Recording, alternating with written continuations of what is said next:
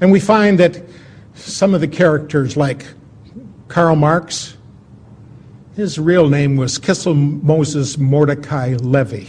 Karl Marx was just an assumed name.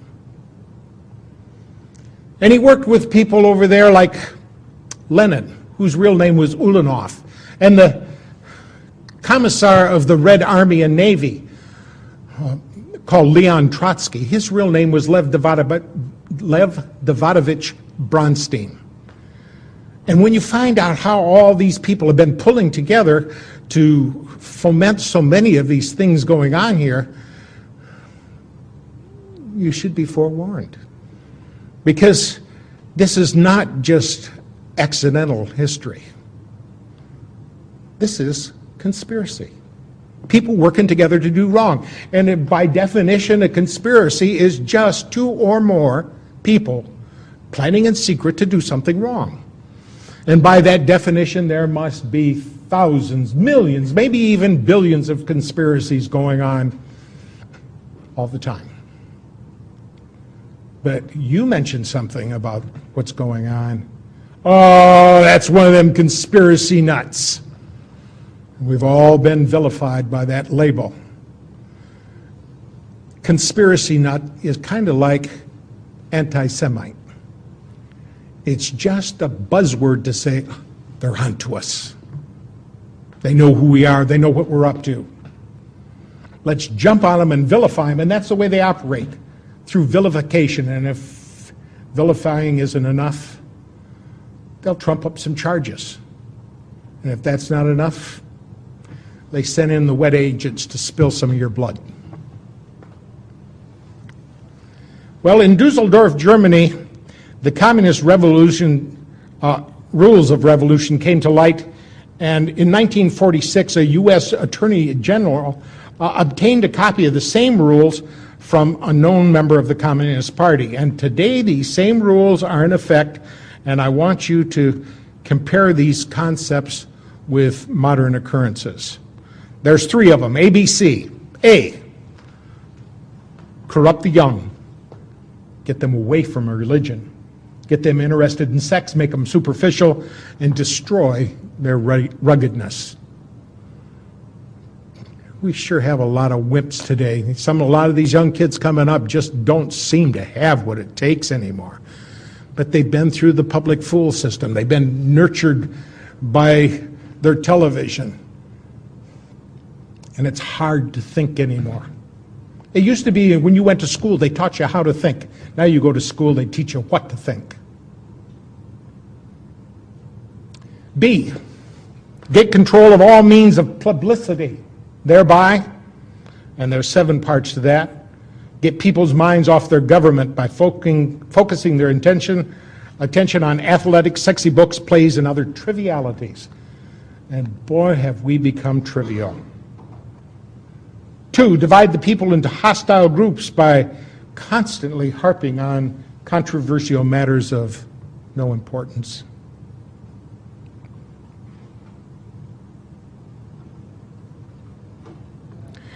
Number 3, destroy the people's faith in their natural leaders by holding the latter up to contempt, ridicule, and disgrace. 4, always preach true democracy, but seize power as fast and as ruthlessly as possible. Number 5, by encouraging government extravagance, destroy its credit, produce fear of inflation with rising prices and general discontent. That one has really been implemented with vigor. We're playing welfare Santa Claus to the whole world. Now take a look at Israel alone. We send $15,500 for every man, woman, and child. That's a lot of money. Sometimes I think some of us wish, gee, I wish my government would give me that much each year. Now that's only the above-board welfare. There is a sub rosa welfare. For example, that's our only friend in the Middle East. Therefore, we got to have a base over there to protect them. Do they give us a base, or do they rent it to us at a high price? Well, since we never find out exactly how much it's going to be, they can rent it at a high price, and nobody counts it as part of the great welfare. Number 6, incite unnecessary strikes in vital industries, encourage civil disorder, and foster a soft and lenient attitude on the part of government to such disorder. Number 7, by specious argument, call the breakdown of the old moral values, honesty, sobriety, self-restraint, faith in the pledged word, and ruggedness. So those are the 7 reasons they wanted to get a hold of means of publicity so they could implement that. And number C of the communist rules of revolution, cause the registration of all firearms on some pretext with a view to confiscating them and leaving the populace helpless.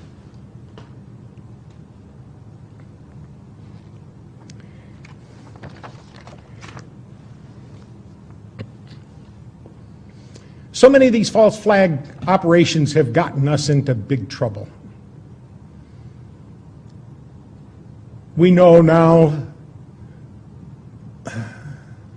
that ship, I think it was the Maine, that was sunk down there in Cuba. We were told it's because the Spanish had mined the harbor, but we now know that the explosion took place inside the ship. It was all the excuse they needed to go attack and wage war against Spain. We see so many of those false flag operations. World War II, it was Pearl Harbor. It wasn't a false flag operation, but it was sure close to it. It was pretending like we're just innocent people standing here when 6 months before Pearl Harbor, our government froze all Japanese money in banks.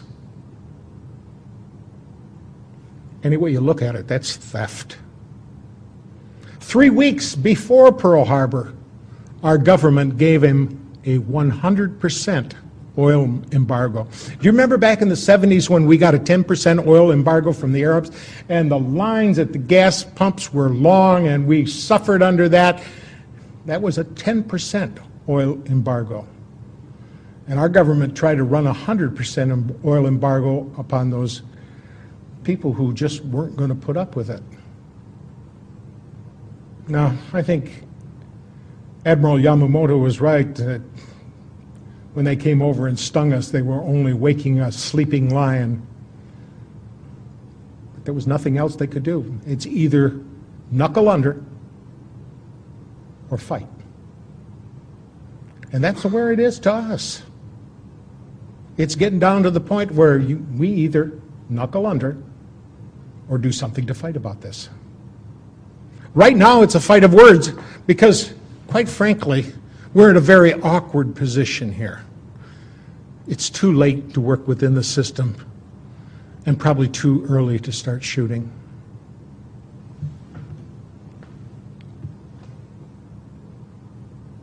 And I think there's a whole lot of us here in America that really and truly are gutless. And it's only going to be the land of the free as long as it's the home of the brave.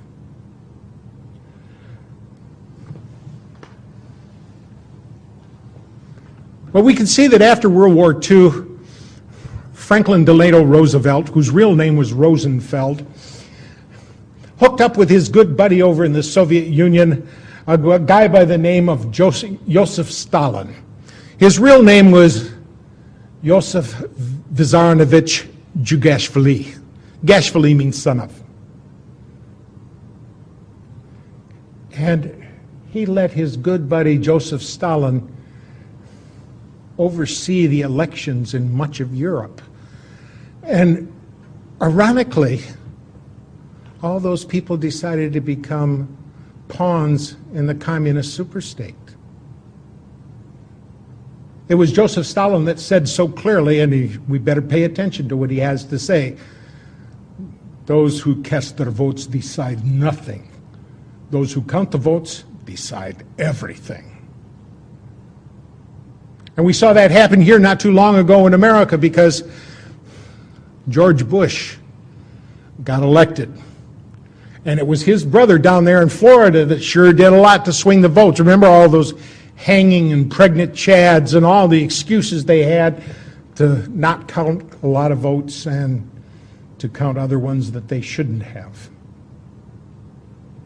And it reared its ugly head here again in 2004 because down in Ohio, the people who were in charge of the election commission said to the people who were bringing in the voting machines, all right, open up your voting machines before the polls start here, because I want to see ahead of time that all the registries are set to zero, that there are no names inside. And they said, oh no, you can't look inside these machines. It's for security. It's for the sanctity of the vote. We must not let anybody look in the machines. And they said, we're the ones in charge of seeing whether or not the sanctity of the vote is taken care of.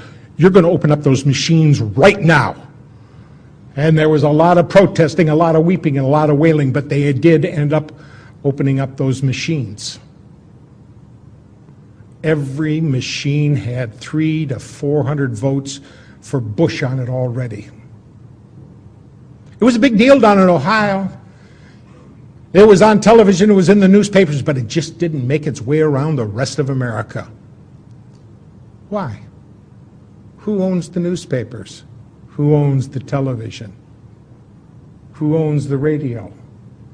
The same people that own the voting machines.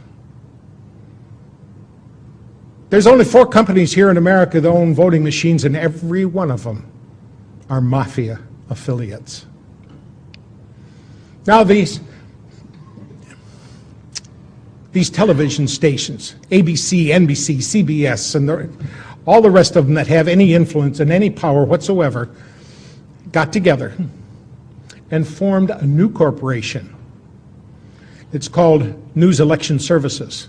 And they're the ones that feed information into the News Election Services about what's transpiring in the election and getting information back out of it. And so they have control. And it matters not who we vote for. What really counts is who does the television and the newspaper announce to be the victor. It's important because at stake is not only our freedom, but if we don't have freedom, we don't pass it on to our children. And if they don't have it, they don't pass it on to our grandchildren. And it's important to me for subsequent generations to enjoy the treasures, the pearls, the gems of liberty. Liberty is that notion where you got a right to make a choice. You decide what's good for your life. But somehow we've got to the point where you have to get a license for everything.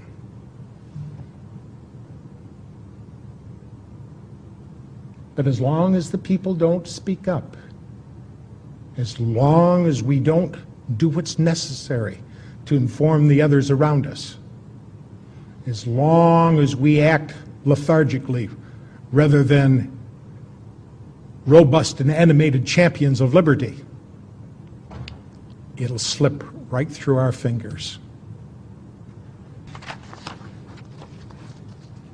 I have to ask you, are you willing to crank it up?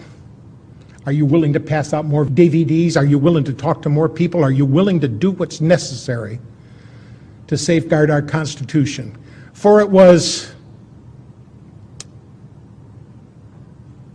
I think it was Daniel Webster that said, safeguard your Constitution, for miracles do not cluster. What has happened once in 6,000 years may never happen again. And if the American Constitution goes down, there will be anarchy in the world. Let's safeguard it like it's precious. Thank you.